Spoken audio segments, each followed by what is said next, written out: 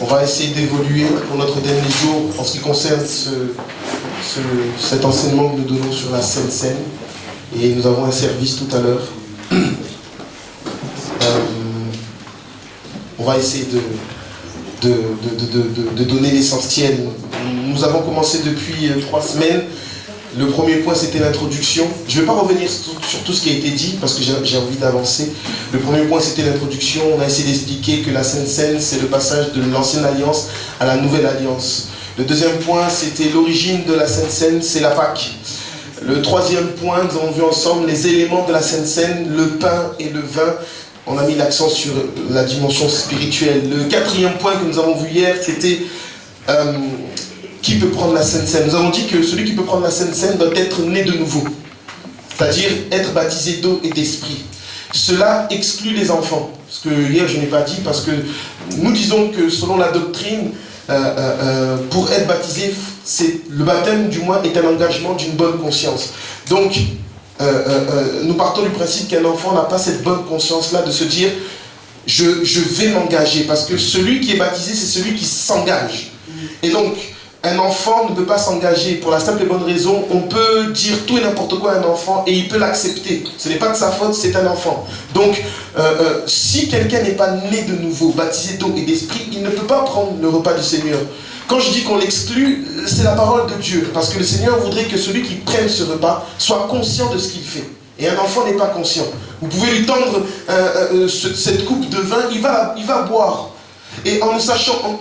Et jamais il ne se dira, mais si je bois ce verre, je sais pas, il peut m'arriver quelque chose, je peux perdre le sens. Mais lui, il ne le comprend pas cela, parce que c'est un enfant. Donc nous avons dit, hier, notre quatrième point, on a dit qui peut prendre la Sainte Seine, celui qui est baptisé d'eau et d'esprit, c'est-à-dire qui est né de nouveau. Le deuxième point, nous avons vu, c'est que celui qui est mort au péché.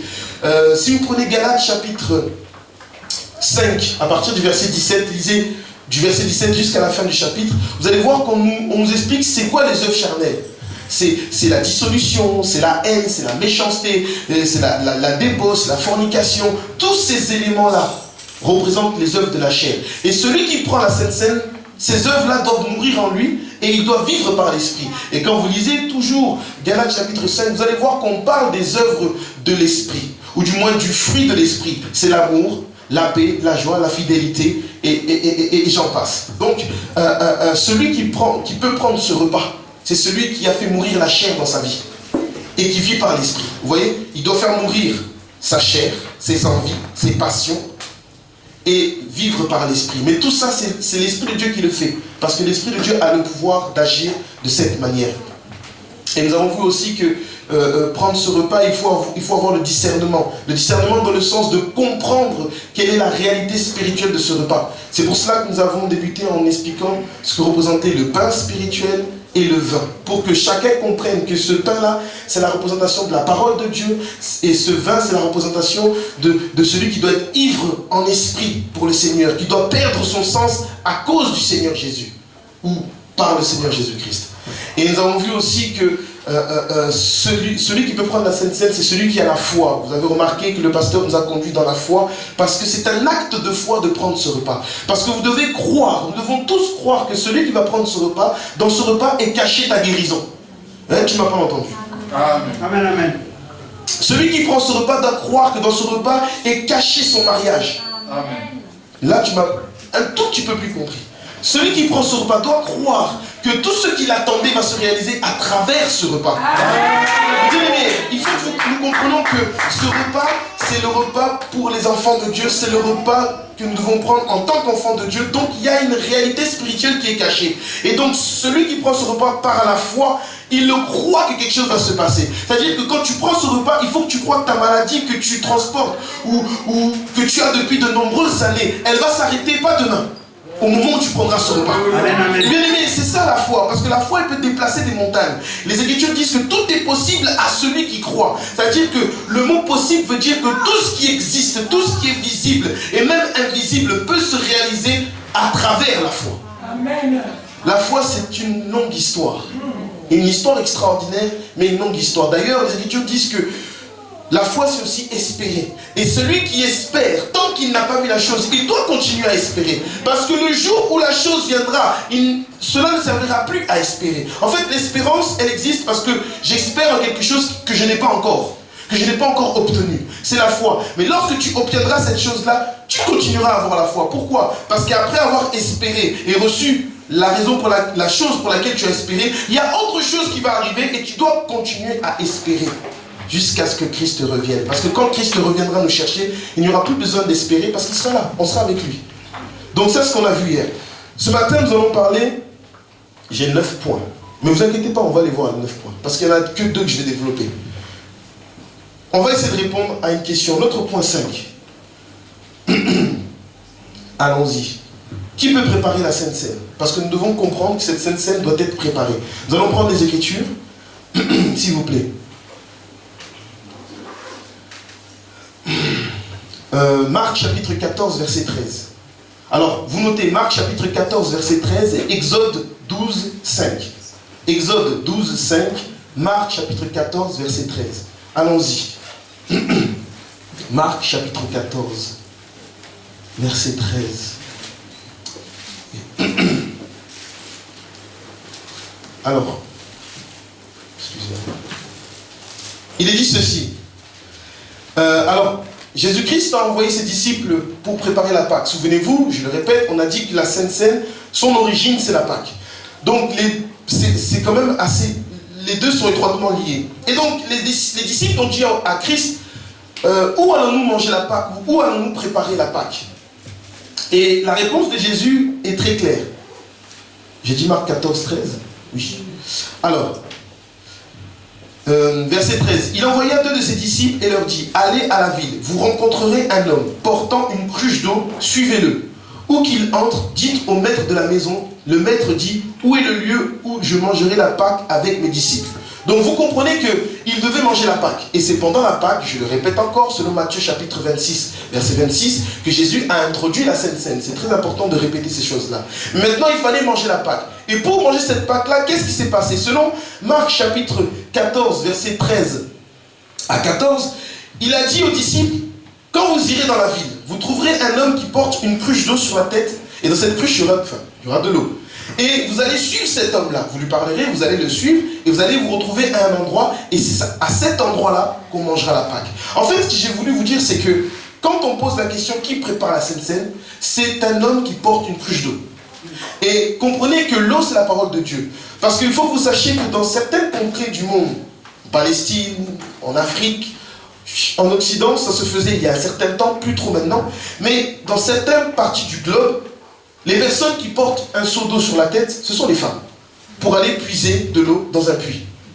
Mais là, maintenant, Jésus-Christ va leur dire quelque chose à cette époque-là, qui n'était pas habituel. Il va leur dire, quand vous trouverez un homme, il ne leur dit pas quel est le nom de cet homme, il dit juste, quand vous trouverez cet homme-là, vous le suivrez. Ça veut dire que cet homme avait la charge de leur montrer où ils allaient manger la Pâque. Et quand ils sont arrivés là-bas, ils ont trouvé une personne qui a préparé la Pâque avec eux. Donc, nous comprenons ceci. Celui qui prépare la Pâque, plus du moins la Sainte Seine, dans une assemblée, c'est l'homme ou les hommes de Dieu. C'est-à-dire que cela est donné à celui qui apporte la parole dans l'église. Ou qui apporte l'enseignement. Est-ce que tout le monde me suit? Amen. Donc, ce service qui est lié à l'enseignement et à l'autorité est lié à celui qui apporte la parole et qui dirige dans l'église. Alors, sans rentrer dans les détails, parce que je vais fermer la parenthèse, sinon je peux bifurquer facilement dans un autre enseignement, nous disons que c'est dans ce sens-là que nous avons compris que si la Pâque était préparée de cette manière et que la Sainte Seine, c'est la continuité, donc nous comprenons que les hommes de Dieu ont préparé ce que nous allons prendre tout à l'heure. Est-ce que tout le monde me suit? Amen. Ça, c'est le 5e point. Pas besoin d'en dire plus, je pense que vous avez bien compris.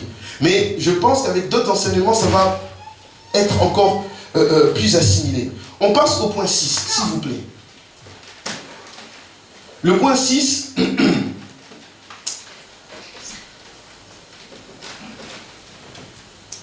le repas du Seigneur se mange entièrement. Ce que nous allons manger tout à l'heure, il faut le terminer. On ne peut pas, vous savez, ce n'est pas un repas quelconque où toi et moi nous allons manger un mets que nous aimons, mais seulement on va le laisser et même aller le jeter à la poubelle. Ce n'est pas comme ça que ça se passe dans le repas du Seigneur. Ce que nous allons donner tout à l'heure, il faut le terminer. il faut qu'il n'en reste plus. Parce que nous parlons d'un repas qui représente Christ lui-même. Or, Christ doit être mangé entièrement. Et pour expliquer cette pensée, nous allons dans le livre de Exode chapitre 12. Exode chapitre 12. On prend le verset 10. Donc là, c'est quelques modalités, on donne quelques points, notez-les dans votre cahier. Donc, vous avez compris que celui qui prépare la Sainte Seine, ce sont les hommes de Dieu. Ça, c'est le point 5. Le point 6, ce repas doit être mangé entièrement. C'est important. Exode chapitre 12, verset 10. Nous sommes sur la Pâque, encore une fois. Il est dit, verset 10, « Vous n'en laisserez rien jusqu'au matin. Et s'il en reste quelque chose le matin, vous le brûlerez au feu. » Alors en fait, ce que nous devons comprendre, c'est que quand nous prenons le repas du Seigneur, il faut tout manger. Les Écritures disent que l'agneau devait être mangé entièrement. Tel qu'il était donné, il fallait le manger. Et bien aujourd'hui, nous prenons la Sainte Seine, il faut le manger entièrement. Vous allez voir, nous allons faire en sorte que ce repas se termine. Et si nous voyons que ne vous inquiétez pas, il va se finir. Parce qu'il faut manger la parole du Seigneur telle qu'elle nous a été donnée. Amen. Amen. Donc c'est important de souligner le fait que ce repas-là se mange entièrement. On ne va rien laisser, même pas des miettes, on va tout prendre. Le vin, la coupe, ça sera pareil. On va tout manger, on va tout boire. Non pas parce que nous avons faim, j'insiste. Parce que Paul a dit aux Corinthiens, vous vous réunissez parce que vous avez faim, et d'autres mangent parce qu'ils ont faim, et d'autres boivent parce qu'ils deviennent ivres. Ce n'est pas cela. Ce n'est pas la raison pour laquelle nous prenons la Sainte Seine. Nous prenons la Sainte Seine parce que cela représente Christ, parce que c'est un repas que le Seigneur nous a demandé de prendre. Donc, nous ne laisserons rien du tout. Dis à ton voisin, on va tout manger. C'est une recommandation qui vient du Seigneur, je n'invente rien. C'est la parole. Donc, c'est très important. Ça, c'était le point 6. Passons au point 7. Combien de fois nous devons prendre la Sainte Seine? Combien de fois? Ça a été un sujet de beaucoup de discussions de nos aînés dans la foi. Donc avant même que nous soyons tous venus dans cette salle, il y avait déjà des débats par rapport à cela. Donc le point 5, quelqu'un me rappelle le point 5 qu'on a vu depuis que j'ai commencé? J'ai besoin de vous. Le point 5. Qui peut préparer la Sainte Seine? On a répondu. Le point 6, qu'on vient de voir. On doit se manger entièrement. Ok. Le point 7, nous avons dit, c'est combien de fois on peut le prendre? Actes chapitre 2 verset 42 et 1 Corinthiens 11 26. Nous allons répondre à cela. Actes chapitre 2 verset 42. Je n'ai pas besoin vraiment d'expliquer tous ces points-là, mais ils sont très clairs, donc on n'a pas besoin de le faire. Actes chapitre 2 verset 42. Écoutez ce qu'il est dit. Ok, excusez-moi. Il est dit, il persévérait dans l'enseignement des apôtres, dans la communion fraternelle, dans la fraction du pain et dans les prières. C'était pas le verset 42 que je voulais prendre, c'était le verset 46, excusez-moi. Actes chapitre 2 verset 46. Il est dit, ils étaient chaque jour tous ensemble assidus au temple, ils rompaient le pain dans les maisons et prenaient leur nourriture avec joie et simplicité de cœur. Vous remarquerez que là on dit, ils rompaient le pain et ils mangeaient dans les maisons, chaque jour. Donc on a dit, le premier jour de cet enseignement-là, nous avons dit que rompre le pain, c'est la Sainte Seine. Et donc nous comprenons que, dans l'église primitive, ils se réunissaient chaque jour pour prendre la Sainte Seine. Donc si nous nous arrêtons sur ce verset-là, nous comprenons que ça peut se prendre tous les jours. Ce n'est pas interdit. Mais maintenant nous allons lire un autre verset. Parce qu'il faut toujours essayer de comprendre ce qui nous est dit dans les Écritures. Nous allons prendre 1 Corinthiens chapitre 11, verset 26, pour que ça soit complet. Regardez ce qu'il est dit. Car toutes les fois que vous mangez ce pain et que vous buvez cette coupe, vous annoncez la mort du Seigneur jusqu'à ce qu'il vienne. Là, dans ce verset, il nous expliquait quelque chose d'important. Car toutes les fois où vous mangerez ce pain et que vous buvez cette coupe, là, on ne parle pas de tous les jours, mais on parle de quelque chose qui est assez fréquent. C'est-à-dire que l'apôtre Paul vient mettre des bornes. Pourquoi? Parce qu'il veut que ce soit clair pour nous. Ce repas n'est pas n'importe quel repas. Ce repas n'est pas un repas de tous les jours. Mais seulement, l'église primitive était arrivée à un niveau où il le prenait chaque jour. Gloire à Dieu, c'est l'objectif. Parce qu'il faut toujours tendre vers l'excellence. Ne pas se contenter de ce qui est bon, agréable, mais surtout ce qui est parfait. Donc chercher la perfection. Mais maintenant, Paul est là pour mettre des bornes. D'ailleurs, c'était son rôle. De donner l'explication, d'imposer la doctrine dans chaque assemblée. Et il leur dit, chaque fois où vous prendrez ce repas, c'est-à-dire, Il faut le prendre fréquemment, mais il faut faire attention de ne pas banaliser ce repas. En fait, la peur, c'est que si nous prenons ce repas tous les jours, c'est qu'on le banalise. Et Paul ne voulait pas que la Sainte Seine soit banalisée dans nos assemblées, parce que ce repas est trop important pour le prendre à la légère. Regardez tout le temps que ça nous a pris pour expliquer la réalité spirituelle de ce repas. Il ne faut pas le prendre à la légère. Alors si quelqu'un a cette intelligence-là de comprendre l'importance de ce repas et qu'il le prenne chaque jour, on ne va pas lui dire d'arrêter de le faire. Mais néanmoins, nous devons expliquer, il faut faire attention. Ne prenons pas ce repas à la légère, parce qu'il y a une phrase que je n'ai pas utilisée hier, un verset. Et Paul va dire ceci. On va le lire. Pourquoi Paul était si... mettait des gants lorsqu'il parlait de cela. Qu'il n'est pas allé dire, prenez-le tous les jours. Parce qu'il va dire quelque chose que Dieu lui a révélé. Regardez. Il dit, verset 27, c'est pourquoi celui qui mangera le pain ou boira la coupe du Seigneur indignement sera coupable envers le corps et le sang du Seigneur. Que chacun donc s'éprouve soi-même, et qu'ainsi il mange du pain et boive de la coupe, car celui qui mange et boit sans discerner le corps du Seigneur, mange et boit un jugement contre lui. Verset 30. C'est pour cela qu'il y a parmi vous beaucoup d'infirmes et de malades, et que grand nombre sont morts. Vous avez vu? Ça attire notre attention. Il dit, certains ont mangé sans discerner, d'autres indignement. C'est pour ça qu'au milieu de vous, il y a des infirmes, des malades et des morts. Regardez la traduction grecque. On parle des malades, on parle d'infirmes et on parle de mort physique. On ne parle pas que de mort spirituelle. Ça veut dire quoi? La Sainte Seine est un repas tellement important aux yeux de Dieu que celui qui le prend indignement, sans discerner, ou qui ne sait pas ce qu'il est en train de faire, il prend ce repas, il peut tomber malade juste après. Vous allez dire, mais c'est le repas du Seigneur, parce qu'il a pris indignement. C'est pour ça que l'apôtre Paul met en garde les enfants de Dieu. À chaque fois que vous prendrez ce repas, vous annoncez la mort de Christ jusqu'à ce qu'il vienne. Seulement, ayez un comportement digne quand vous le prenez. Donc, ne le banalisez pas, parce que certains sont morts au milieu de vous. Il y a des personnes, ils ont pris la Sainte... Mais c'est pas moi qui le dis, vous avez lu comme moi? Est-ce que tous vous avez lu? Nous avons dit, nous ne sommes pas là pour empêcher les personnes de prendre la Sainte Seine, mais nous devons mettre des bornes, mettre en garde chacun d'entre nous. Attention, ce repas peut être une bénédiction. Et nous voulons que ce soit une bénédiction pour chacun d'entre nous, mais ça peut être aussi une malédiction. Si la personne qui prend ce repas le prend indignement. Donc ce n'est pas à cause de Dieu que ça devient une malédiction. C'est à cause de la personne qui le prend indignement. Donc à chaque fois que vous le prenez, c'est la mort de Christ que vous annoncez jusqu'à ce qu'il vienne. Prenez-le dignement, avec discernement, pour la gloire de Jésus. Alléluia. Pour le reste, moi on l'a dit hier, épargnez-vous de faire quelque chose de pas bien, mais le but c'est que nous prenons ce repas, approchez-vous des hommes de Dieu et qu'un travail se mette en avant pour justement que prochainement la personne prenne ce repas-là. C'est aussi important. Donc, au final, la réponse, je vais dire, c'est ceci. La Pâque se prenait une fois par an. Donc, moi, j'ai fait un calcul très simple. Si la Pâque, du moins la Sainte Seine, c'est la continuité de la Pâque. Là, ce que je vais vous dire, il n'y a pas de verset. Mais j'essaie maintenant d'équilibrer entre ce qui est écrit dans Actes chapitre 2, verset 42, et dans ce qui est écrit dans 1 Corinthiens 11, 26. Il faut équilibrer, il faut toujours un équilibre. Donc, je me suis dit, au moins une fois. C'est-à-dire qu'il faut le prendre au moins une fois. Alors vous allez me dire, par semaine, par mois, par année, la Pâque se prenait une fois par an. Moi je pars du principe, c'est que la loi c'est une base. Et à partir de cette base-là, on évolue. Je vous donne un exemple. On dit que dans la loi, on a dit, il y avait la dîme. La dîme c'est 1/10 de notre salaire, n'est-ce pas? Bon, ben c'est une base. Mais sous la grâce, tu peux aller au-delà d'1/10. Personne ne te le reprochera. Personne ne peut vous le reprocher parce que normalement la grâce est supérieure à la loi. Allez. Donc si sous la loi on faisait une fois par an, sous la grâce on doit aller au-delà de une fois. Amen. Mais maintenant si quelqu'un dit une fois par semaine dans sa maison, parce que vous pouvez aussi le prendre dans vos maisons, c'est pas interdit.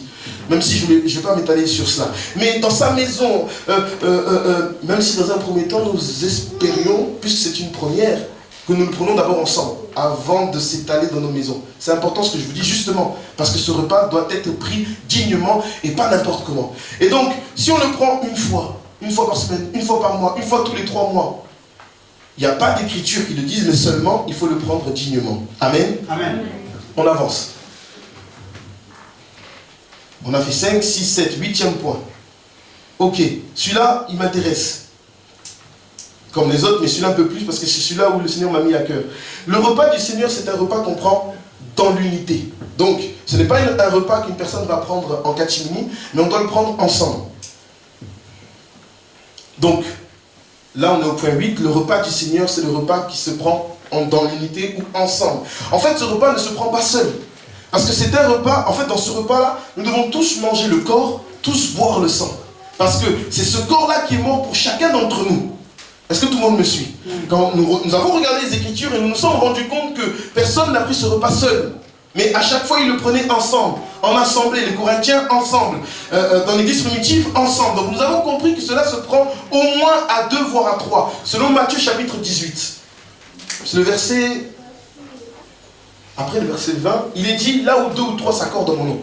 Vous avez vu? Là où 2 ou 3 s'accordent. Ça veut dire que ce repas peut se prendre au moins à 2 ou à 3. Vous voyez? Et là on est ensemble en fait. Pourquoi? Parce que Christ est mort pour nous. Nous faisons partie d'une même famille, nous faisons partie d'un même corps. Alors ce repas doit être pris ensemble. Alléluia. Amen, amen. La pensée aussi du fait que ce repas doit être pris ensemble, c'est selon Actes chapitre 4, verset 32, s'il vous plaît. Allons-y. Actes chapitre 4, verset 32. Donc tout à l'heure j'ai donné Matthieu 18, 20. C'est là où il dit, là où 2 ou 3 s'accordent à son nom, il est là. Ok. Là maintenant, nous prenons un autre passage dans Actes chapitre 4, verset 32, s'il vous plaît. Je vais dire quelque chose. En fait, ce n'est pas ce point-là sur lequel je vais m'étaler, c'est le dernier. Mais je sais que vous me suivez. Acte 4, s'il vous plaît.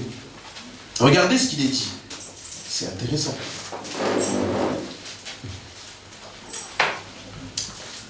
Acte chapitre 4, verset 32.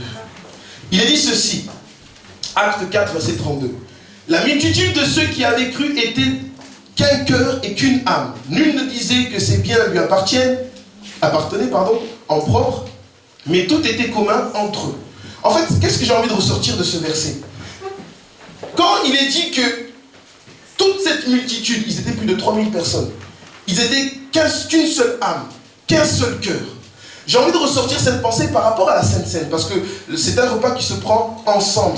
Nous sommes une famille en fait, c'est un repas de famille si vous voulez, mais de la famille de Dieu. Vous voyez? C'est pour ça qu'il faut être né de nouveau. Et donc là il dit que toute cette multitude était qu'une seule âme, qu'un seul cœur, ou un seul corps si vous voulez. Mais cela vient du fait que, selon Actes chapitre 2 verset 42, ils persévéraient notamment dans la fraction du pain. Donc le fait de persévérer notamment dans la fraction du pain a emmené que cette assemblée ait un seul cœur, une seule âme. Seulement j'aimerais vous dire ceci.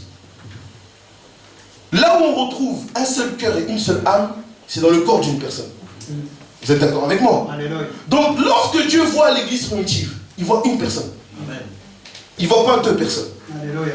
La Sainte Seine est la représentation d'une personne qui mange à la gloire de Dieu, mais qui a plusieurs membres. Parce qu'un corps a plusieurs membres. C'est-à-dire que nous devons comprendre que celui qui mange la Sainte Seine est en train de représenter l'unité dans le corps du Christ. Alléluia. Et celui qui mange la Sainte Seine est en train de représenter que pendant que nous mangeons ce repas, il y a un seul cœur, une seule âme. C'est-à-dire que celui qui pense différemment, c'est-à-dire que si sa pensée est éloignée de Christ, il n'y a pas lieu qu'il mange ce repas-là. Mais bien aimé, on est fatigué que tout le monde parle. Vous savez que quand tout le monde parle, ce n'est pas une bonne chose. Parce que tout le monde a ses idées. Tout le monde a sa façon de penser. Tout le monde a son intelligence. Tout le monde veut aller à gauche ou à droite. Mais quand Dieu regarde un seul homme, c'est un seul homme qui parle. Alléluia. Et là, on peut prendre une directive.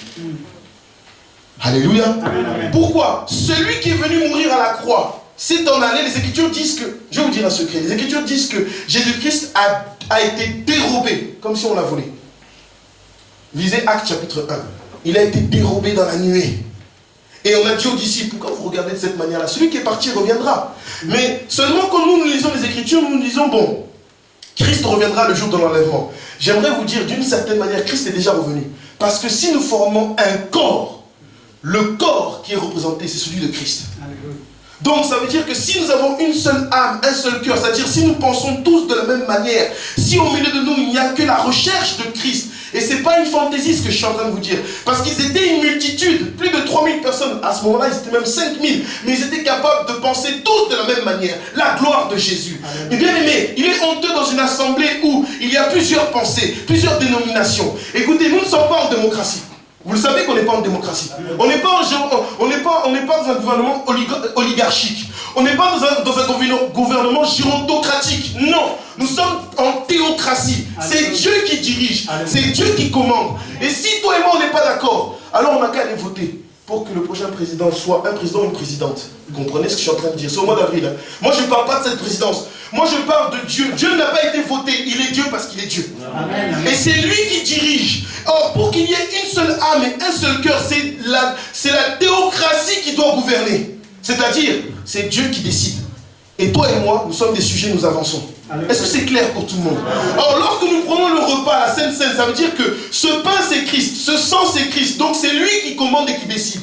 Amen. S'il veut que nous soyons guéris, nous allons être guéris. Or, c'est ce qu'il veut. Parce que si nous le prenions dignement, écoutez, prendre ce repas dignement veut dire que Jésus décide que nous soyons guéris. Alléluia. Amen. Parce que si on le prend dignement, pourquoi Christ ne va pas nous guérir? Pour quelle raison? Jésus est un Dieu bon. C'est nous qui sommes mauvais. N'oublie jamais ça. N'inverse pas les rôles. Surtout pas. Donc, mes bien-aimés, une seule âme, un seul corps, ça veut dire une personne. Dieu dit priez comme un seul homme. Pourquoi Dieu parle d'un seul homme? Parce qu'il veut se représenter dans une assemblée. Mais pour que Jésus se représente, il faut qu'il y ait qu'une personne. C'est-à-dire que nous pensions tous de la même manière. Du pasteur jusqu'à celui qui vient de se convertir. Si ce n'est pas le cas, nous avons beaucoup de travail à faire. Alléluia. Regarde ton voisin, dis-lui arrête. Arrête un peu, on en a marre que tu parles, on en a marre que tu penses, on en a marre que tu gesticules. Une seule âme, un seul cœur. Une seule pensée, un seul corps. Alléluia. Amen. Que Dieu soit richement béni. Donc, c'est la représentation, c'est notre point 8. La Sainte Seine, c'est un repas de famille parce que nous mangeons tous le même pain. Nous sommes tous unis autour de cette table, de ce pain et de cette coupe. Donc, nous sommes tous tournés afin que nous ayons nos pensées tournées vers ce repas. C'est la chose la plus importante. Mais bien aimés, quand nous venons dans ces lieux, vous n'êtes pas venu voir ce matin le frère Patrick. Si vous êtes venu me voir, vous vous trompez. Vous n'êtes pas venu voir, je ne sais pas, notre soeur chanter ou notre frère. Nous sommes venus à la rencontre de Dieu. Nous sommes en théocratie.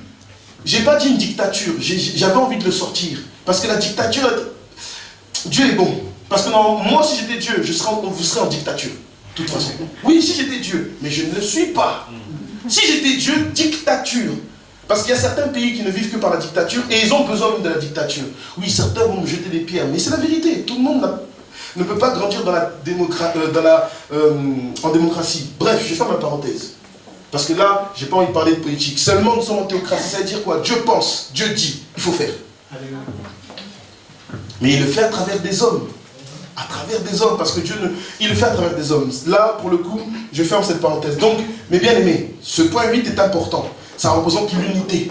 L'unité tout autour de la parole de Dieu. Tout autour de ce qui est pur. Nous sommes tous unis autour de cette parole parce qu'elle est pure, parce qu'elle est vraie. Cette parole-là est vraie. C'est-à-dire que lorsque tu te croises dans la rue, il faut qu'on reconnaisse en toi que tu viens d'une assemblée et sans qu'on sache qui sont tes frères et sœurs, on sait, toi tu viens d'une assemblée où on dit la vérité. Et lorsqu'on va rencontrer ton frère quelque part, ou ta sœur du moins dans un autre endroit, mais faisant partie de la même assemblée, on va comprendre une chose.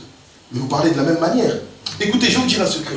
Un jour, on a ramené Christ devant le Sanhédrin. Le lendemain, il devait être livré, du moins plutôt crucifié. On a vu Pierre sur le côté. Il y a une femme qui allait voir, il a dit, Pierre, toi tu as le même langage du Galiléen. Est-ce que quelqu'un me suit?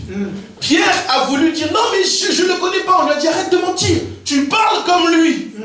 Pourquoi? Parce que Pierre ne s'est pas rendu compte. Mais à force de rester avec Christ, il est devenu uni à Christ. Donc il parlait comme Jésus. Amen. Mais bien aimé, si nous sommes unis tout autour de ce repas, nous devons parler comme ce repas. Alléluia. Nous devons parler comme Jésus. Alléluia. Si Jésus dit, si on te frappe dans la joue gauche, dans la joue droite, eh bien qu'est-ce que tu attends? Tu veux faire quoi? Qu'on te donne une révélation? Il n'y a pas de révélation. Enfin, il y en a en fait, mais je n'ai pas envie de rentrer dans ce sujet-là. Alléluia. Amen. Mais bien aimé, quand on dit pardonner, faire énorme, mais bien aimé, mais faisons-le, parce que c'est le langage de Jésus. Si réellement, il est le point central, là où 2 ou 3 s'accordent en son nom, où est Christ? Pas entre nous, au milieu de nous. Donc il est le point central. L'acteur principal. Parce que l'acteur principal, ce n'est pas le pasteur. Si vous pensez, vous vous trompez. L'acteur principal, ce n'est pas les hommes de Dieu, ce n'est pas toi et moi, c'est Jésus-Christ, notre Seigneur et Sauveur. Maintenant, chacun travaille selon l'acteur principal. Alléluia. Mais bien aimés, soyons unis à la parole de Dieu. Prends ta décision ce matin. Soyons unis selon la parole de Dieu. Moi, ce que je suis en train de vous transmettre, ayez foi en cela. Et d'autres avant moi l'ont fait, d'autres après le feront dans cette assemblée. Mais ayons foi à ce qui est en train d'être dit. Pourquoi? Parce que nous allons tous marcher tout autour de cela. C'est ça qui va créer la discipline. C'est ça qui va créer la loi. Et c'est ça qui va créer la bénédiction au milieu de nous. Alléluia. Alléluia. Parce que, mes bien-aimés, nous cherchons la bénédiction. Et vous avez raison. Mais c'est ici qu'on la trouve. À travers le Seigneur, ou du moins Christ étant le centre. Recherchez premièrement Matthieu 6, recherchez premièrement 33, Matthieu 6, 33. Recherchez premièrement le royaume et la justice de Dieu. La priorité, c'est Christ. C'est-à-dire le repas que nous allons prendre tout à l'heure, c'est ça la priorité. C'est-à-dire que quand nous prenons le repas, nous sommes tous des disciples du Seigneur. Il n'y a plus de grands, de petits, de moyens. Laissez tomber ces histoires. Nous sommes tous à la recherche de ce que peut nous apporter ce repas qui est la représentation de Jésus-Christ. Est-ce qu'on peut acclamer Jésus, s'il vous plaît?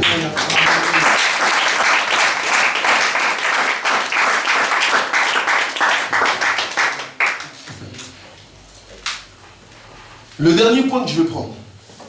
La Sainte Seine est une occasion pour prier. Parce qu'on ne vient pas prendre un repas, n'importe quel repas. C'est aussi une occasion pour être en prière. Alléluia.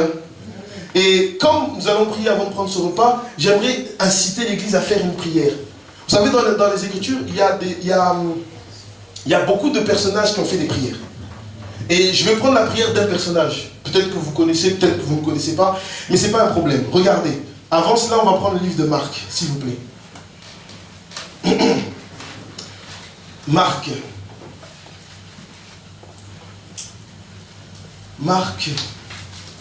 Jésus est merveilleux, frère. Il veut faire des grandes choses. Alors, excusez-moi. C'est Marc ou Luc? En fait, ok.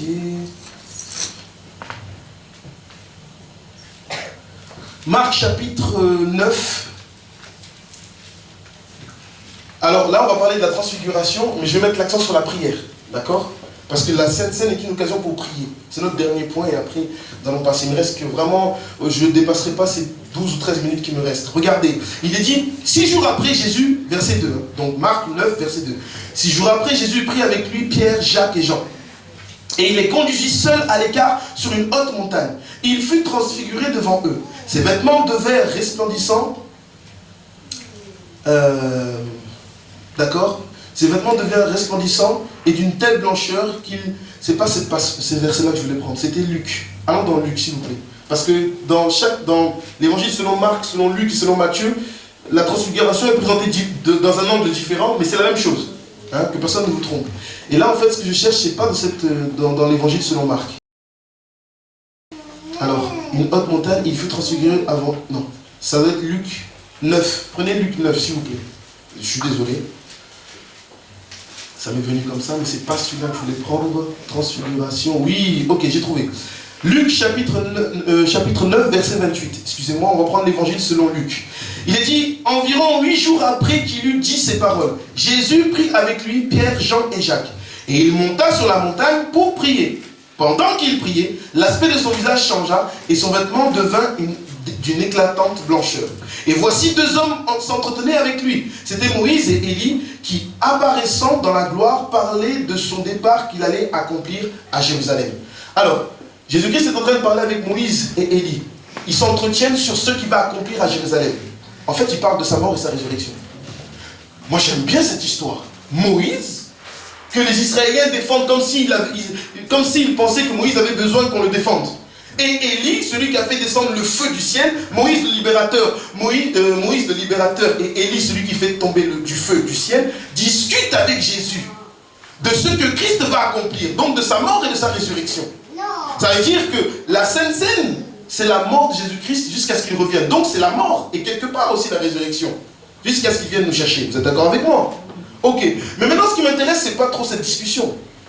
C'est le verset qui précède. Regardez ce qu'il est dit. Moi, j'aime beaucoup la parole de Dieu quand elle met l'accent sur quelque chose. Pendant qu'il priait, l'aspect de son visage changea. Vous avez entendu ce que je viens de dire? Amen. Jésus-Christ n'a pas changé. Mais il a changé parce qu'il priait. C'est ce verset qui le dit, c'est pas moi. Pendant qu'il priait, l'aspect de son visage changea. Ça veut dire quoi? Ça veut dire que la prière nous fait rentrer dans une dimension où, dans le monde spirituel, nous ne sommes plus ce que nous étions hier. Si la Sainte Seine est une occasion pour prier, ça veut dire que pendant que nous mangeons ce repas, bon, comprenez, la Sainte Seine c'est un repas spirituel et naturel. Pendant que nous prenons ce repas spirituel ou naturel, ça veut dire que l'aspect de notre visage n'est plus le même à cause de la prière. Beaucoup de personnes n'aiment pas prier, mais j'aimerais vous dire ce matin, si vous ne priez pas, votre aspect ne change pas. Vous m'avez pas compris. La prière est la capacité d'une personne spirituellement d'être dans la lumière, mais parce qu'il prie. Les Écritures disent qu'il pria, l'aspect de son visage changea et Moïse et Élie apparurent. Parce que pour que nous ayons du moins des réalités spirituelles, il faut d'abord prier. La Sainte Seine, pour que nous vivons ces réalités spirituelles, pour que nous vivons des miracles, des guérisons, il faut d'abord être dans la prière. Alléluia. Alléluia. On ne prend pas ce repas comme ça, même si on ne t'a pas annoncé, prie. On l'a fait, mais prie même si on ne le fait pas. Et maintenant, la pensée que là où j'aimerais vous emmener, c'est que j'aimerais que ce matin vous fassiez la prière d'un homme, qu'on appelle dans la Bible Jaébet. C'est un personnage que vous trouverez uniquement dans 2 Chroniques, chapitre 4, verset 9. Et vous le trouverez nulle part ailleurs.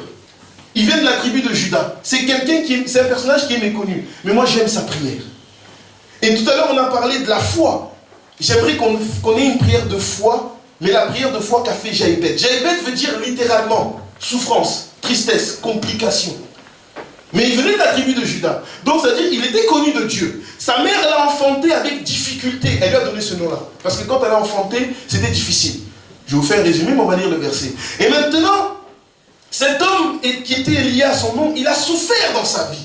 Mais un jour, il s'est révolté. Trop, c'est trop. Est-ce que tu peux dire ce matin, trop, c'est trop? Trop, c'est trop. Parce que ce repas, quand on va le prendre, il faut qu'avant que tu le prennes, que tu aies la foi de dire, Seigneur, trop, c'est trop. Quand je vais prendre ce repas, il y a quelque chose qui va bouger dans ma vie. Alléluia. Parce que Jaébet veut dire tristesse, souffrance. Cet homme en avait assez de souffrir. Assez de souffrir par rapport à ce que la vie lui donnait alors qu'il était connu de Dieu. 2 Chroniques chapitre 4, s'il vous plaît. On va finir par là. Parce que je ne veux pas que quelqu'un prenne ce repas en se disant, bon, je vais prier et après. Non, il faut avoir la foi de croire que quelque chose va se passer. Que la Sainte Seine, c'est une occasion pour faire des prières comment dirais-je, des prières de changement. C'est-à-dire que la situation que j'avais avant le repas doit être différente après ce repas. Ce sont des prières de changement. Et Jaébet a changé sa vie. Parce que quand vous lirez le verset, il est dit, et Dieu accorda sa prière. Alléluia. Et Dieu répondit favorablement à sa prière. Alléluia. Bien aimé, on va faire la prière de Jaébet. Alléluia. Amen. Ok, 2 Chroniques. Si vous ne connaissez pas le personnage, c'est pas grave. J'ai dit 1, non 2, excusez-moi. Désolé. C'est 1 Chronique? Autant pour moi. Merci. Oui, tu as raison. On prend le verset. Merci. Bon, 8, 9. Ok. Je prends le verset 10. Jaébet invoqua Dieu d'Israël en disant, il a demandé 4 choses. Si tu me bénis, écoutez-moi bien, si tu me bénis et que tu étendes mes limites, si ta main est sur moi, et si tu me préserves du malheur, en sorte que je ne sois pas dans la souffrance, et Dieu accorda ce qu'il avait demandé. Il a demandé 4 choses. J'aimerais qu'avant que tu prennes ce repas, que tu demandes ces choses-là à Dieu. Parce que la Sainte Seine est une occasion pour prier. Mais la prière dont je suis en train de parler, une prière qui doit bouleverser ta vie. Que lorsque tu prendras ce repas, parce que quand Dieu dit, il est dit que Dieu a accordé ce que Jaébet lui a demandé, ou Jaébet, ce que Jaébet lui a demandé, ça veut dire que la vie de Jaébet n'était plus une vie de souffrance, mais une vie d'élévation. À partir de cette prière, les Écritures disent que Jaébet a dit, Seigneur, bénis-moi. Souvent, nous les prédicateurs, et moi le premier, nous disons, arrêtez de demander à Dieu de vous bénir. Là, il faut le faire. Ah, vous m'avez pas entendu. Amen. Souvent, nous vous disons, oui, intercédez pour les autres. Eh bien, aujourd'hui, c'est l'occasion pour penser à toi. Alléluia. Non, vous ne m'avez pas entendu. Souvent, on dit, oui, frère. Et c'est vrai, l'adoration est la prière la plus importante. La louange également. La supplication aussi. On le dit et c'est vrai, on ne va pas changer. Mais ce matin, il y a toujours des occasions qui sont données. Et Jaébet a dit, Seigneur, moi maintenant, je suis fatigué d'avoir souffrir. De souffrir, pardon. Bénis-moi. Mais bien aimé, demande à Dieu ce matin. Seigneur, je vais prendre ce repas. Avant de prendre ce repas, je veux être béni. La bénédiction doit être spirituelle et matérielle. N'ayez pas peur, ne vous mettez pas des limites. C'est une prière pour changer de situation. Mais il ne s'est pas arrêté là. Il a dit, Seigneur, étends mes limites, agrandis mon territoire. Mais bien aimés, nous aimons vivre dans les choses petites. Est-ce que quelqu'un peut faire une prière, Seigneur, agrandis notre église? Amen. Alléluia. Mais arrêtons de voir petit. C'est quoi cette petitesse-là? Seigneur, les Écritures disent qu'il y a un homme qui allait voir Élisée. Il lui a dit, Élisée, si tu ne viens pas avec nous, parce qu'il cherchait un endroit plus grand. Mais ils ont dit à Élisée, si tu ne viens pas avec nous, nous n'irons pas. Mais bien aimé, peut-être que là où tu es, c'est un 2 pièces. Et maintenant, prie que Dieu étende tes limites. Amen. Non, vous ne m'écoutez pas. Peut-être que ton salaire que tu gagnes, c'est que 1 500 €. Étends tes limites maintenant.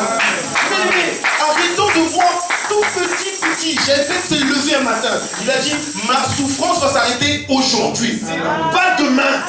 Là, le repas est là. C'est-à-dire que quand je vais prendre ce repas, quelque chose va se bouleverser. Ta femme ne t'écoutait pas. Maintenant, elle va écouter docilement. Ton mari ne faisait que penser qu'aux autres. Maintenant, il va penser en priorité à toi. À partir du moment où tu es conscient que cette prière faite à Dieu va fonctionner. Il a dit, Éternel, bénis-moi.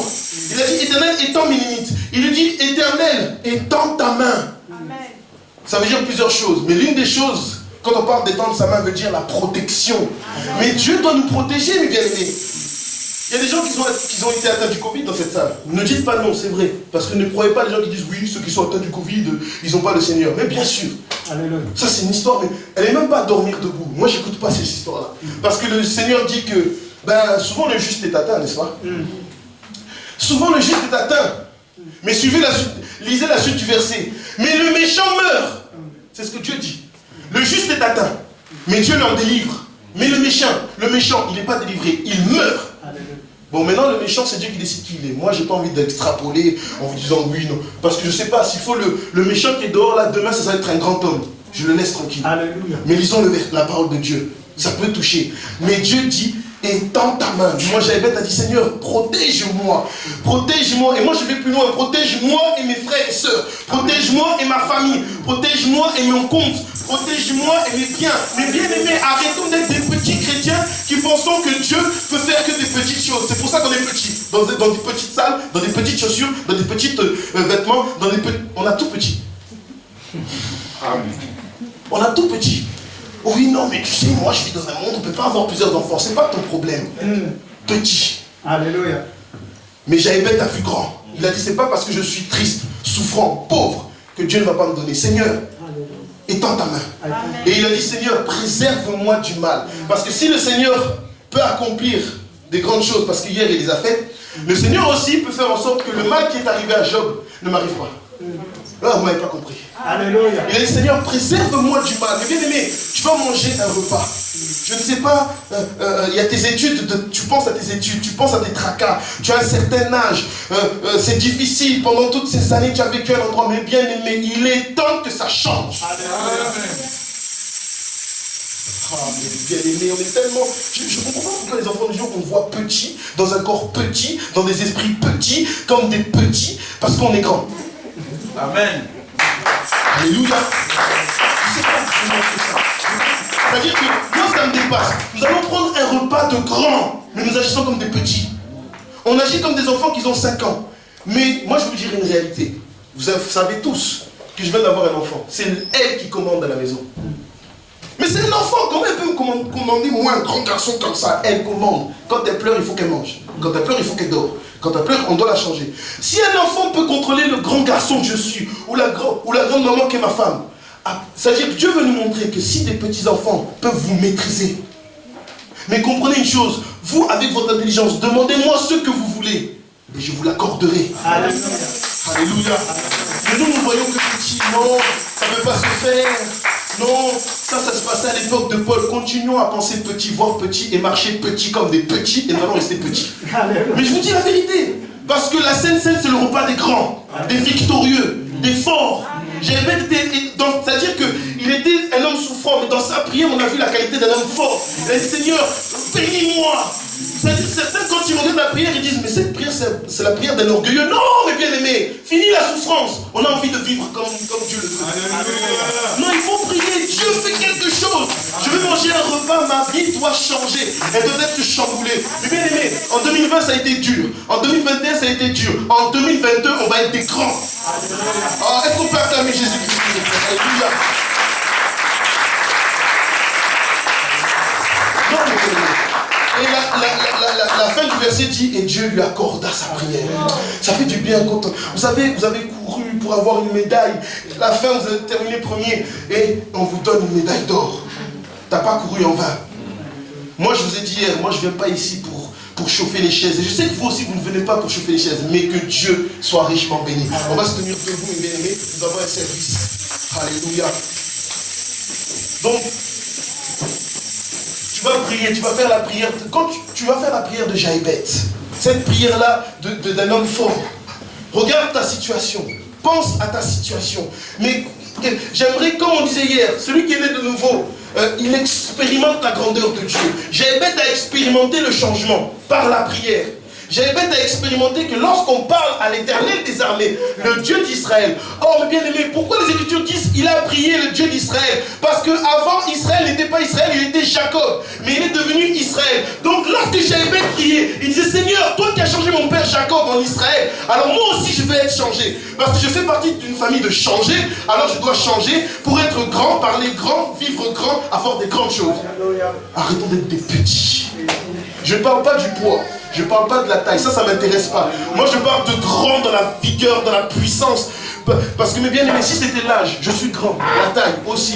Mais ça, Dieu en a que faire. Il parle de la dimension spirituelle. Alléluia.